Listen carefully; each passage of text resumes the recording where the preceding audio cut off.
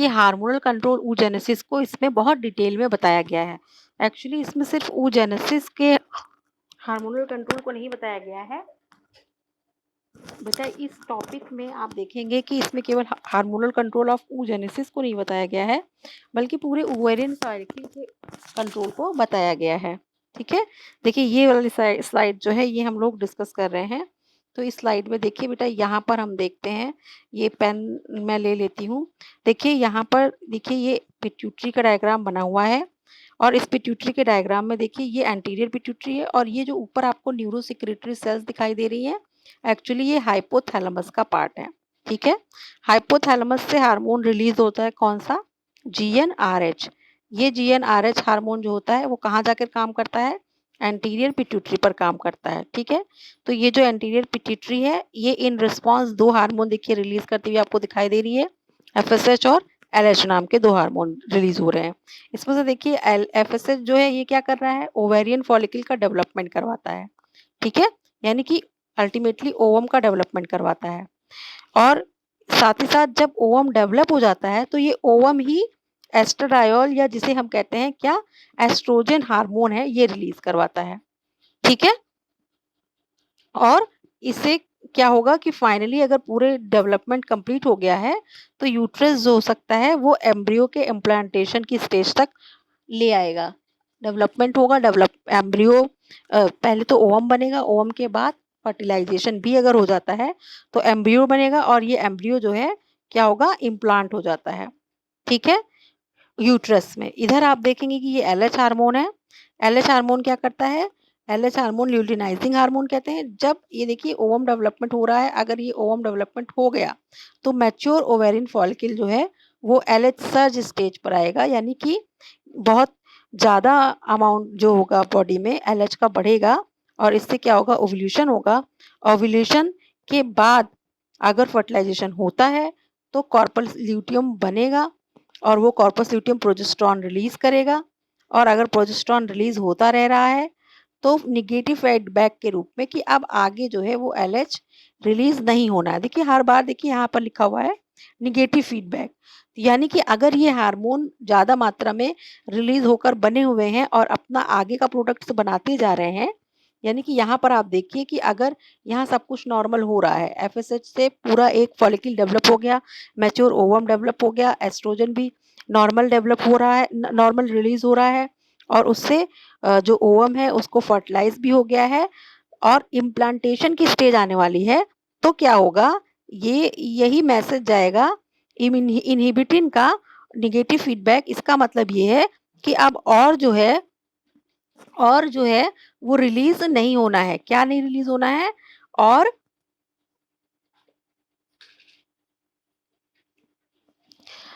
FSH और LH release ना किया जाए, ताकि अब और मंथली जो है और ओवम रिलीज ना हो, यानी अब मेंस्ट्रुअल साइकिल नहीं चलेगी। यानी कि अगर देखिए यहाँ पर ये दिखा रहा है कि अगर फर्टिलाइजेशन होता है, प्रेगनेंसी होती है, तो आगे FSH LH रिलीज नहीं होगा, यही निगेटिव फीडबैक है।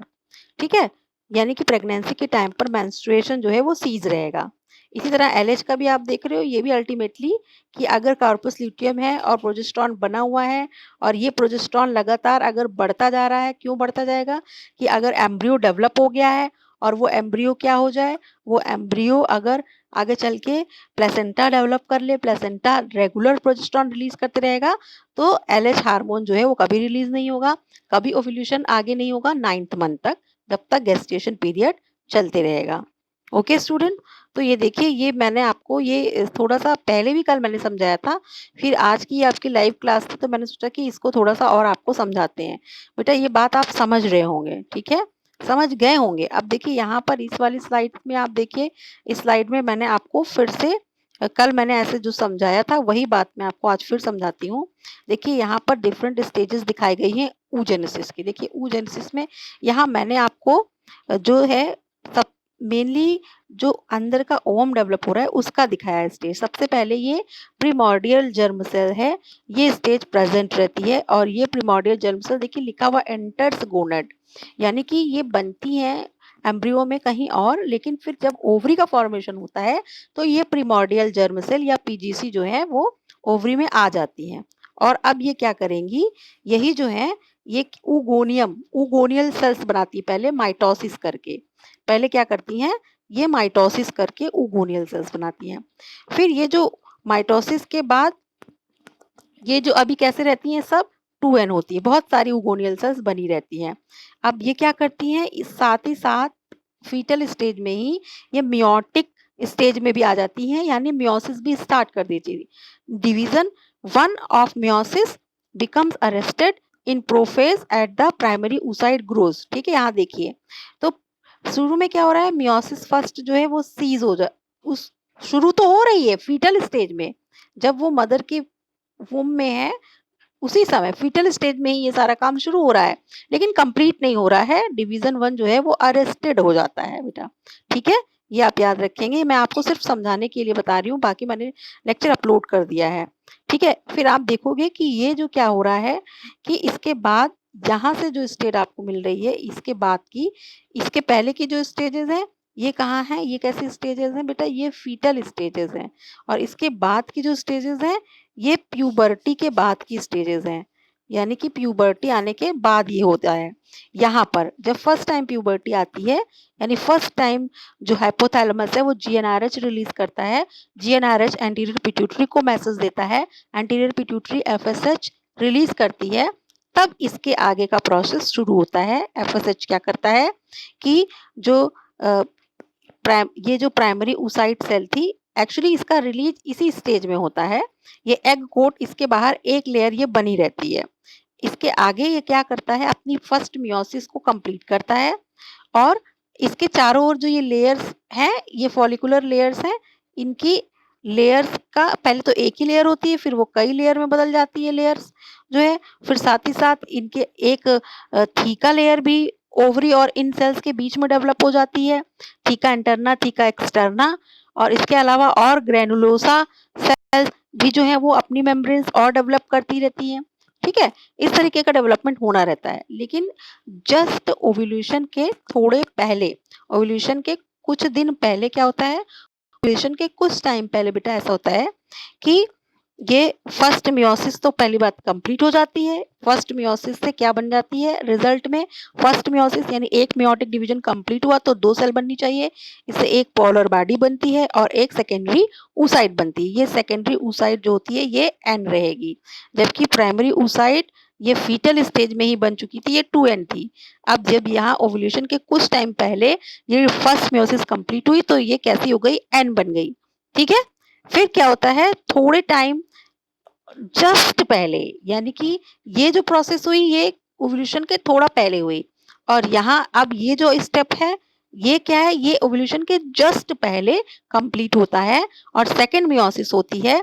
जैसे फिर एक बार मियोसिस होती है तो फिर जो दोनों सेल बनी थी उनसे दो दो सेल बनती है, यानी कि ये जो पोलर बॉडी है ये भी डिवाइड करेगी तो 2 पोलर बॉडी बना सकती है। लेकिन हमें पोलर बॉडी का डेवलपमेंट नहीं देखना है, हमें सिर्फ इसका डेवलपमेंट देखना है। ये क्या है, हमारी सेकेंडरी oocyte है, इसका डेवलपमेंट देखना है।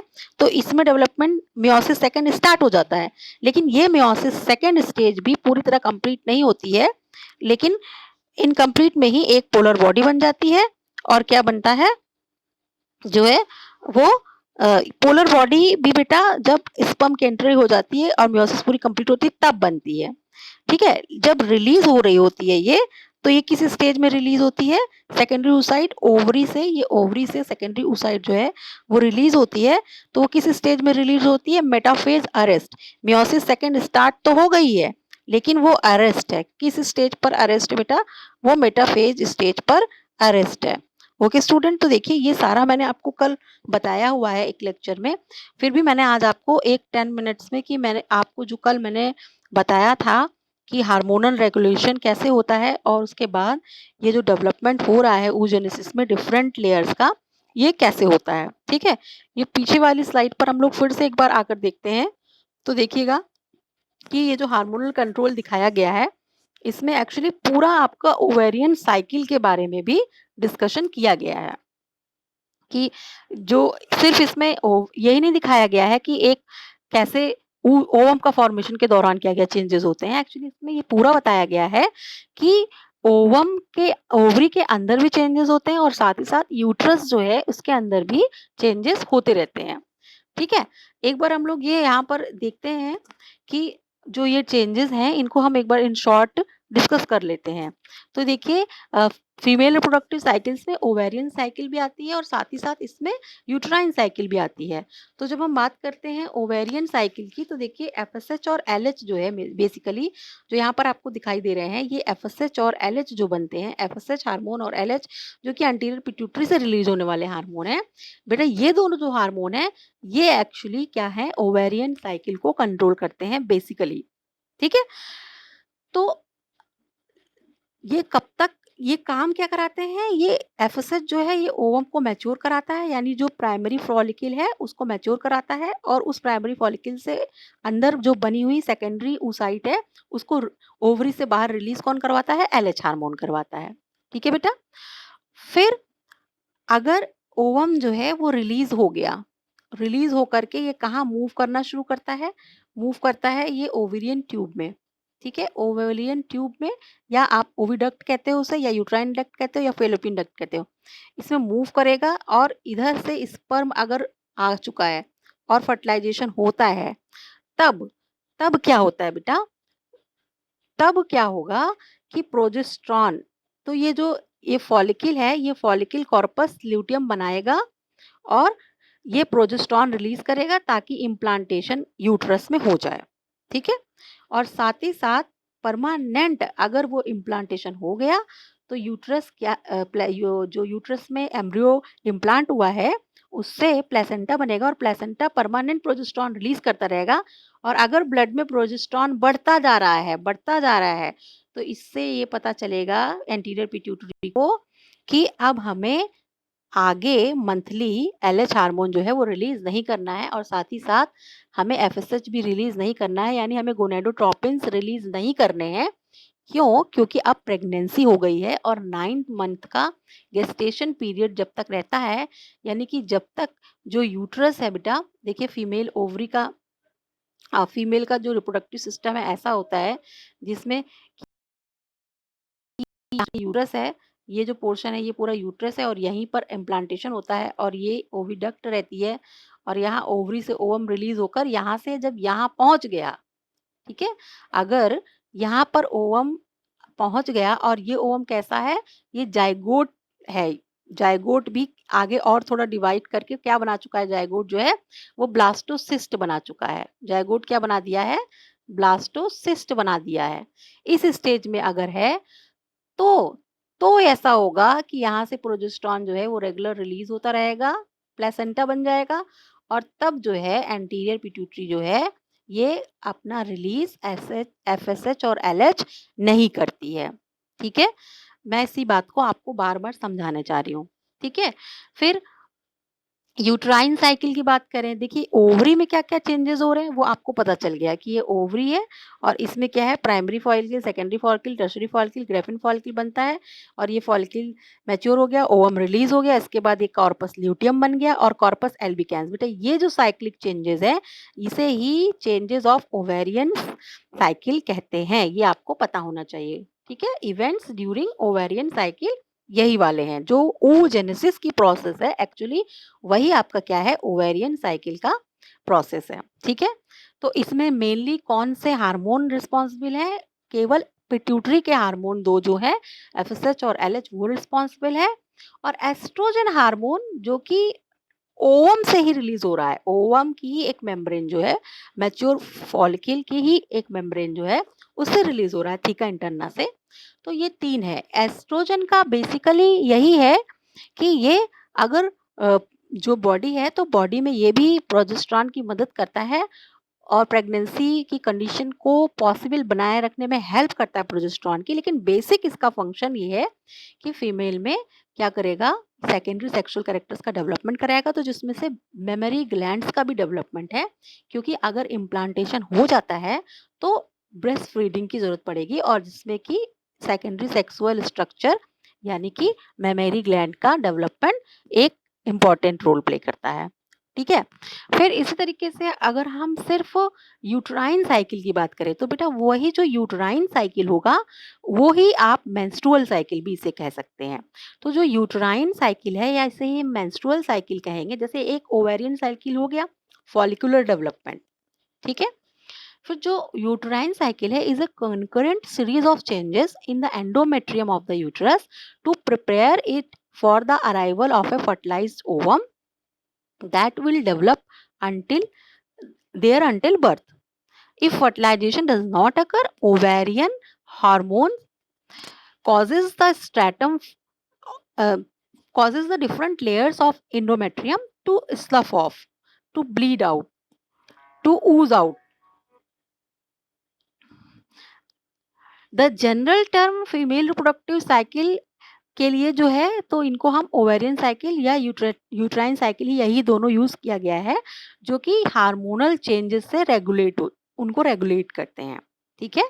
और ये जो चेंजेस होते हैं ये यूट्रस की वॉल में यानी कि सर्वाइक्स में और ब्रेस्ट में भी थोड़े थोड़े चेंजेस जो हैं वो दिखाई देते हैं, ठीक है? तो हार्मोनल रेगुलेशन जो आपको मैंने पहले ओवेरियन का तो बता दिया आपको कि क्या होता है, कि इसमें आपको मैंने बताया कि GnRH released by hypothalamus, GnRH stimulates the release of FSH and LH by the anterior pituitary, then FSH and LH stimulate development of follicles and secretion of estrogens by the follicles. LH stimulates ovulation, and after ovulation follicle converts into corpus luteum, means there is formation of the corpus luteum and the secretion of progesterone by the corpus luteum, ठीक है? फिर corpus luteum जो है वो भी थोड़े समय के लिए एस्ट्रोजन का रिलीज करता है, लेकिन मेनली अगर आपसे पूछा जाए कि एस्ट्रोजन कहाँ से रिलीज होता है, तो वो थीका इंटरनल लेयर जो है वहां से रिलीज होता है, ठीक है? Estrogen stimulate growth, development and maintenance of female reproductive structures, stimulate the development of secondary sexual characters, stimulate other protein synthesis required for the reproductive life of a female. फिर progesterone है, चाहे वो progesterone corpus luteum से release हो या placenta से, तो progesterone works with estrogen and prepare endometrium. ये क्या करता है, एंडोमेट्रियम लाइनिंग है जो हम लोगों ने पढ़ा था कि ये यूट्रस जो होता है फीमेल की बॉडी में, यूट्रस जो है, ये यूट्रस क्या है, इसमें 3 लेयर हमने पढ़ा था, एंडोमेट्रियम, मायोमेट्रियम और पेरीमेट्रियम। तो एंडोमेट्रियम लाइनिंग है जो सबसे अंदर की लाइनिंग है, ये लाइनिंग को क्या करता है, इसे ही यही लाइनिंग जो है मंथली जैसे जैसे ओवम का डेवलपमेंट हो रहा है ना, जैसे जैसे प्राइमरी फॉलिकल बन रहा है, सेकेंडरी फॉलिकल बन रहा है, टर्शरी फॉलिकल बन रहा है, मैच्योर फॉलिकल बन रहा है, जिस दौरान ये काम हो रहा है ओवरी के अंदर, उस दौरान यूट्रस के अंदर क्या हो रहा है कि ये जो दीवार है, फिर से इसे हम देखते हैं कि जिस दौरान क्या होता है कि ओवरी है, ये ओवरी के अंदर ये फॉलिकल्स जो हैं वो अलग-अलग स्टेजेस में डेवलप होते जा रहे हैं। ये 15 दिन का पूरा साइकिल है और उसी दौरान यूट्रस में क्या हो रहा है ये हम देखते हैं। देखिए उसी दौरान यूट्रस में क्या होता है, उसी दौरान यूट्रस जैसे ये नॉर्मल है अभी, तो जैसे यहाँ पर फॉलिकुलर डेवलपमेंट एफएसएच, एलएच के रिलीज से स्टार्ट हो जाता है, वैसे यहाँ क्या होता है कि जब यानी कि इतना डेवलपमेंट हो गया यहाँ पर कि थीका मेम्ब्रेन्स बन गई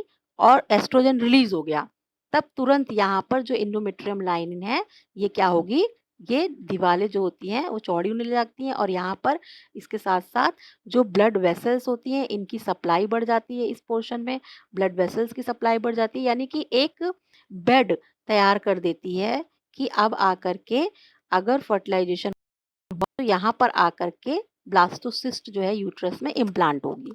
ये पूरी तैयारी यूट्रस की वॉल में चेंजेस होती है और यही तैयारी है, यानी progesterone works with oestrogens and prepare the endometrium for implantation and mammary glands for milk synthesis.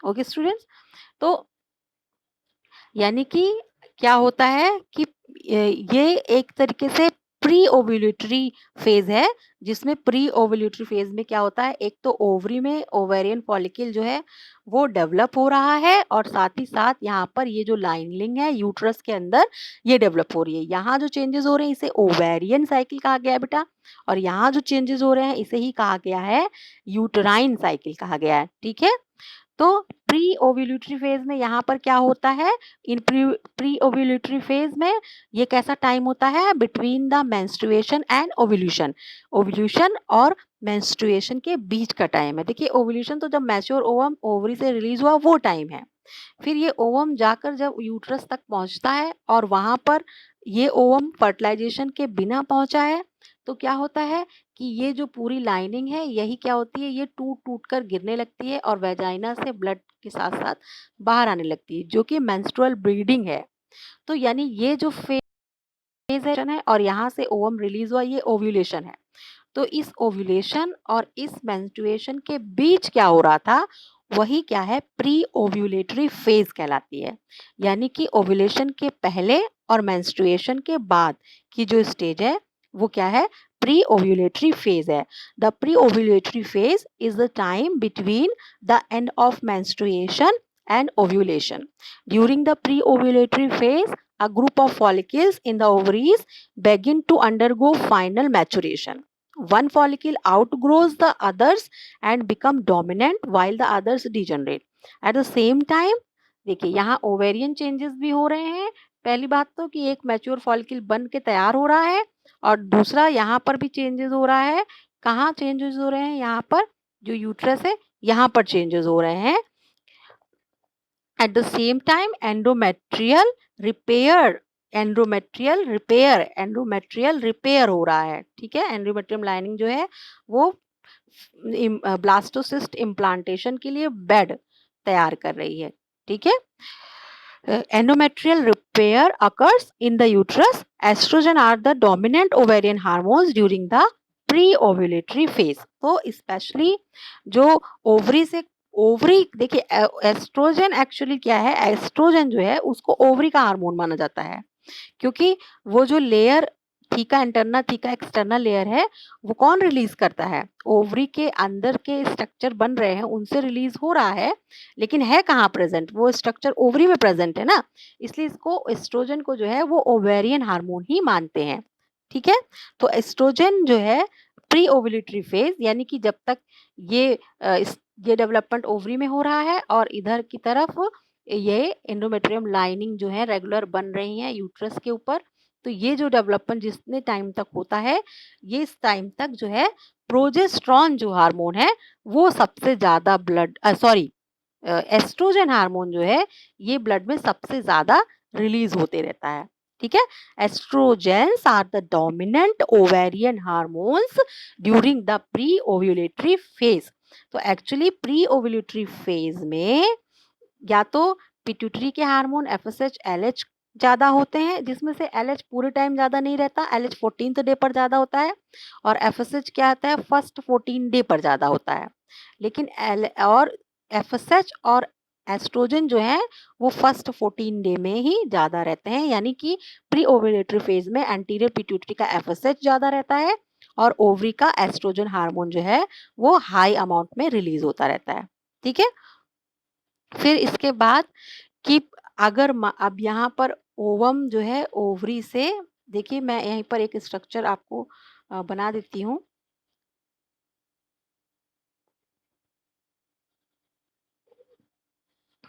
ये है, आप देखिए कि ये ओवम जो है ये रिलीज हो गया। मान लीजिए ये ओवम है बेटा, ये ओवम जो है ये रिलीज तो हो गया ओवरी से, ये ओवरी है और यहाँ पर ये मैंने आपका बना दिया यूट्रस का स्ट्रक्चर और ये फैलोपियन ट्यूब।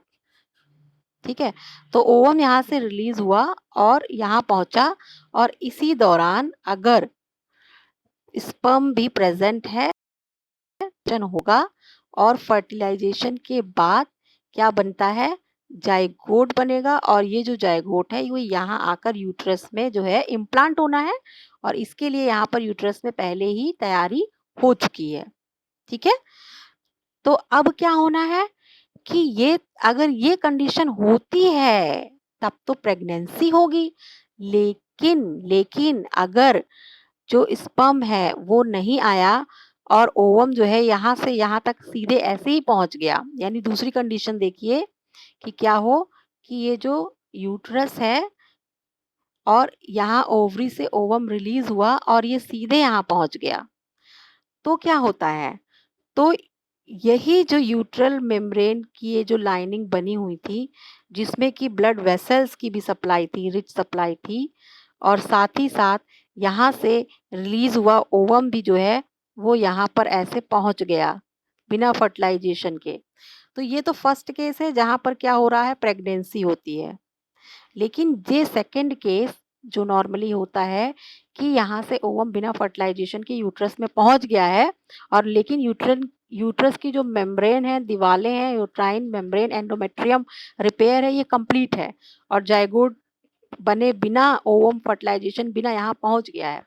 तब क्या होगा कि ये पूरा जो फॉर्मेशन था, ये जो बेटा कंप्लीट फॉर्मेशन आप देख रहे हैं, ये पूरा स्ट्रक्चर जो है ये क्या होता है, ये टूट कर यहाँ से वेजाइनल ओपनिंग से बाहर आ जाता है, जिसे कि मेंस्ट्रुअल फेज कहते हैं। ठीक है, तो पहले तो प्री ओव्यूलेटरी फेज है। प्री ओव्यूलेटरी फेज में क्या हो रहा है, ओवरी के अंदर फॉलिकल का डेवलपमेंट हो रहा है और यूट्रस के अंदर यूट्राइन एंडोमेट्रियम का डेवलपमेंट हो रहा है। फिर 14th डे में क्या हो गया, ओवम पूरा मैच्योर होकर रिलीज हो गया ओवरी से। Ovulation is the rupture of the mature follicle and the release of a secondary oocyte into the pelvic cavity. ठीक है, it is brought about by a surge of LH. Signs and symptoms of ovulation includes increased basal body temperature, मतलब ovulation हुआ है इस time पर female की body का temperature थोड़ा सा इंक्रीज हो जाता है और जो सर्वाइकल म्यूकस है थोड़ा स्ट्रेची हो जाता है और यूट्राइन सर्वाइक्स की वजह से थोड़ा सा एब्डोमिनल पेन होता है। ठीक है, तो यानी कि प्री ओव्यूलेटरी फेज हुई और ओव्यूलेशन फेज हुई, और ओव्यूलेशन के बाद यानी कि ओवम जो है वो ओवरी से रिलीज हुआ और यहाँ तक पहुंचा। तो ये नेक्स्ट 14 डेज में देखिए, फर्स्ट 14 डेज में क्या हो रहा है, यहाँ पर ये ओवम मैच्योर हो रहा है। फिर नेक्स्ट 10 to 14 डेज में ओवम जो है वो यहाँ पहुंच गया बिना फर्टिलाइजेशन के, सीधे कहाँ पहुंच गया, यूट्रस में पहुंच गया। तब क्या होगा कि उसके बाद 28 डे पर अगर फर्टिलाइजेशन नहीं हुआ है तो मेंस्ट्रुअल फेज स्टार्ट होगी, यानी मेंस्ट्रुएशन स्टार्ट हो जाएगा। The menstrual phase also called menstruation और मेंसेस लास्ट फॉर रफली the first 5 days of the cycle. तो एक्चुअली ये 5 दिन जब तक यहाँ पर मेंस्ट्रुएशन हो रहा है उस दौरान ओवरी में क्या होता है, ओवरी में एक नया फॉलिकल जो है वो मैच्योर होने के लिए तैयारी होती है ओवरी में। ठीक है, फिर 6वें से दिन से शुरू होकर 14वें दिन तक, नेक्स्ट 10 डेज तक एक नया ओवम मैच्योर होता है और फिर वो पहुंचता है, और अगर फर्टिलाइजेशन हुआ है तो ठीक, नहीं हुआ है तो फिर 28 डे, और साथ ही साथ यहाँ पर यूट्रस भी अपना काम लगातार करते रहता है, और अगर प्रेगनेंसी नहीं हुई है तो ये पूरा स्ट्रक्चर, ये पूरा यूट्रस के अंदर हुआ है, साथ ही साथ ये ओवम, ये पूरा मेंसेस के रूप में, वेजाइनल ब्लीडिंग के रूप में बाहर आ जाता है, जिसे मेंस्ट्रुएशन कहते हैं। तो इस तरीके से यही phases of the female reproductive cycle है। The duration of the female reproductive cycle typically ranges from 24 to 35 days, but exactly cycle जो होता है वो 28 डेज का होता है। डिवाइडेड इनटू मेन फेजेस जो है उसके मेंस्ट्रुअल फेज है, प्री ओव्यूलेटरी फेज है, ओव्यूलेशन है, पोस्ट ओव्यूलेटरी फेज है। ठीक है, तो मेंस्ट्रुअल फेज आपको बता ही दिया, मेंस्ट्रुएशन रफली 5 डेज के लिए होता है। ड्यूरिंग मेंस्ट्रुअल फेज जो एंडोमेट्रियम लाइनिंग है दैट शेड ऑफ बाहर आकर टूट कर गिरती है, ब्लड वेसल्स भी discharging blood, tissue fluid, mucus and epithelial cells. तो ये क्या है, मेंस्ट्रुअल फेज है। फिर मेंस्ट्रुअल फेज के तुरंत बाद से ही ओवरी के अंदर फिर एक नया प्राइमरी फॉलिकल जो है वो मैच्योर होने लगता है। द प्री ओव्यूलेटरी फेज इसे कहते हैं। Time between the menstruation and ovulation, यानी कि मेंस्ट्रुएशन के तुरंत बाद से एक नया फॉलिकल मैच्योर होना शुरू हो जाएगा और ये जो डेवलपमेंट आपको यहाँ पर दिखाई दे रहा है ये प्री ओव्यूलेटरी फेज में ये डेवलपमेंट शुरू हो जाता है ओवरी के अंदर। यहाँ से ये यहाँ से लेकर के यहाँ तक का डेवलपमेंट जो है नेक्स्ट 6 से 14 डे के बीच में जो है ये डेवलपमेंट जो है वो स्टार्ट हो जाता है और इसे ही कहते हैं प्री ओव्यूलेटरी फेज कहते हैं। इसे क्या कहते हैं? प्री ओव्यूलेटरी फेज कहते हैं। ठीक है। A group of follicles in the ovaries begin to undergo final maturation, one follicle outgrows the others and dominant हो जाता है at same time। और साथ ही साथ ये काम तो कहाँ हो रहा है? ओवरी के अंदर हो रहा है और साथ ही साथ जो यूट्रस है यहाँ पर एंडोमेट्रियम लाइनिंग्स जो है वो फिर से बनने लग जाती हैं। वही लाइनिंग्स जो एंडोमेट्रियम लाइनिंग जो मेंस्ट्रुअल फेज में अभी शेड ऑफ हुए थे वो फिर से बनने शुरू हो जाते हैं। जो टिश्यू फ्लूइड था, म्यूकस था, एपिथेलियल सेल्स जो सब कुछ मेंस्ट्रुअल फेज में रिलीज हुआ था ये सब फॉर्मेशन फिर से शुरू हो जाता है प्री ओव्यूलेटरी फेज में और ओवरी में फॉलिकल का डेवलपमेंट भी होते रहता है प्री ओव्यूलेटरी फेज में। ठीक है। तो pre ovulatory phase, menstrual phase, उसके बाद फिर प्री ओव्यूलेटरी फेज आती है। फिर ओवम जब एक मैच्योर हो गया तो 14th डे पर LH हार्मोन के इफेक्ट में ओवम रिलीज हो जाता है। फिर उसके बाद पोस्ट ओव्यूलेटरी फेज आती है। तो पोस्ट ओव्यूलेटरी फेज में क्या होता है?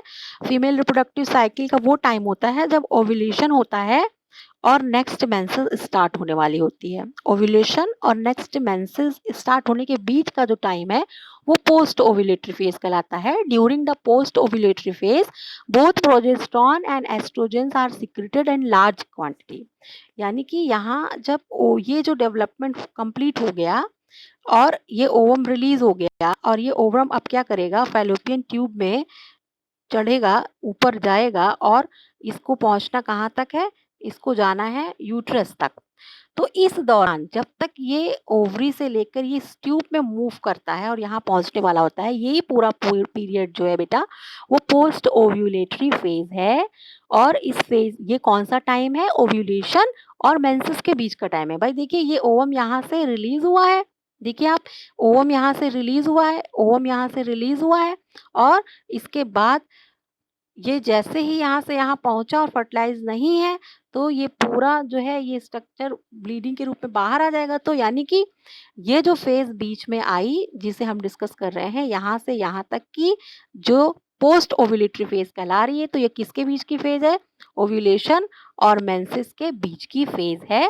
During the post ovulatory phase progesterone and estrogen hormone जो है वो ज़्यादा रहते हैं। प्रोजेस्टेरॉन हार्मोन और एस्ट्रोजन हार्मोन, एस्ट्रोजन जो ओवरी से निकलता है और प्रोजेस्टेरॉन जो कि इस समय कॉर्पस ल्यूटियम से बन रहा होता है, मेनली कॉर्पस ल्यूटियम से बन रहा होता है। ये जो आप देख रहे हैं स्ट्रक्चर मैच्योर एग का, तो इसमें जो ये बाहर डार्क ब्लैक कलर से दिखाया है फॉलिकल, ये फॉलिकुलर सेल्स ही जो है ये अंदर ही रह जाती है ओवरी के और कॉर्पस ल्यूटियम बनाती हैं और यही कॉर्पस ल्यूटियम क्या करता है? प्रोजेस्टेरॉन रिलीज करता है। ये कॉर्पस ल्यूटियम तब तक बना रहता है जब तक ये पोस्ट ओव्यूलेटरी फेज चलती है, यानी ओव्यूलेशन से लेकर मेंसेस के बीच के दौरान ही कॉर्पस ल्यूटियम बना रहता है और ये कॉर्पस ल्यूटियम क्या करता है? प्रेगनेंसी के लिए पॉजिटिव कंडीशंस को बॉडी में मेंटेन रखने की कोशिश करता है। ठीक है। और इस पोस्ट ओव्यूलेटरी फेज के दौरान यानी कि जब ये ओवम रिलीज हुआ और मेंसेस होने वाला है, इस दौरान यूट्रस में क्या हो रहा होता है? यूट्रस में वही जो काम हो रहा है एंडोमेट्रियम रिपेयर वो भी चलते रहते हैं। ठीक है। Uterine endometrium thickness in preparedness for implantation, यानी कि ये जो ओवम रिलीज हुआ है क्या पता कॉपुलेशन हो और स्पर्म रहे, फर्टिलाइजेशन हो जाए तो जो जाइगोट है वो ब्लास्टोसिस्ट बनकर इम्प्लांट होगा।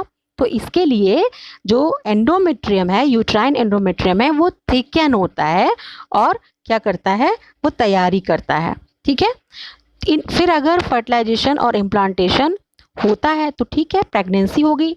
लेकिन अगर ये नहीं हुआ तो if fertilization and implantation do not occur the corpus luteum degenerates। तो अब जो ओवरी के अंदर ये जो फॉलिकल था बेटा, ये जो फॉलिकल था जिसे हम देख रहे हैं ये फॉलिकल, तो ये जो फॉलिकल है, खोखा जिसके अंदर oocyte था, ओवम जो है रिलीज हुआ, लेकिन ये खोखा क्या आ गया, ये ओवरी के अंदर बचा रहा, यही क्या बना लेता है अब, कॉर्पस ल्यूटियम जो बनाया हुआ था, ये कॉर्पस ल्यूटियम भी अब क्या होता है, डीजेनरेट कर जाता है, और इससे क्या होता है, बॉडी में एस्ट्रोजन और प्रोजेस्टेरॉन का लेवल अब जो होता है, प्रोजेस्टेरॉन और एस्ट्रोजन का लेवल जो होता है वो घटने लगता है। ठीक है, तो यानी कि आपने देखा कि जो ओव्यूलेटरी फेज थी, ओव्यूलेशन वाली फेज थी, ठीक है, उस टाइम तो एलएच हार्मोन ज़्यादा था, और प्री ओव्यूलेटरी फेज थी तो उस टाइम एफएसएच और एस्ट्रोजन ज़्यादा था, लेकिन जो पोस्ट ओव्यूलेटरी फेज आई उसमें एस्ट्रोजन भी कम हो जाएगा और प्रोजेस्टेरॉन का मात्रा भी पोस्ट ओव्यूलेटरी फेज में कम हो जाती है। ठीक है, if fertilization and implantation do not occur, then corpus luteum degenerates and resulting low levels of progesterone and estrogen. जो progesterone estrogen pre ovulatory phase में ज़्यादा थे अब वो कम हो जाते हैं, and due to this allow discharge of endometrium followed by the initiation of another reproductive cycle. यानी कि अगर जैसे ही प्रोजेस्टेरॉन और एस्ट्रोजन का लेवल कम हुआ तब क्या हुआ, और ये ओवम ऐसे ही यहाँ पहुँच चुका है और ये जो हार्मोन है ये भी कम हो गए रिलीज होने में, तो यही मेंस्ट्रुएशन होगा और साथ ही साथ ऑनसेट ऑफ नेक्स्ट साइकिल भी हो जाएगा। ठीक है, कुछ डायग्राम्स के साथ कल और हम इसको डिस्कस करेंगे। और अगर फर्टिलाइजेशन हुआ है भाई तो फिर if fertilization and implantation occurs, corpus luteum जो है ये अंदर जो बना था ओवरी के अंदर कॉर्पस ल्यूटियम ये मेंटेन रहेगा कुछ टाइम के लिए, 2 वीक्स 3 वीक्स के लिए, और क्या करेगा ये प्लस जब तक कि प्लेसेंटा प्रोजेस्टेरॉन और एस्ट्रोजन टू सपोर्ट प्रेगनेंसी नहीं रिलीज करने लगता है, ब्रेस्ट डेवलपमेंट फॉर लैक्टेशन के लिए काम नहीं शुरू होने लग जाता है, तब तक ये कॉर्पस ल्यूटियम बना रहेगा अगर प्रेगनेंसी होती है तो। ठीक है, तो इस तरीके से हमने थोड़ा सा ब्रीफली डिस्कस किया है, यहाँ पर मेंस्ट्रुएशन को डिटेल में पढ़ेंगे बट ये एक इंट्रोडक्टरी था जिसे आप थोड़ा सा समझ पाए टॉपिक को। Thank you.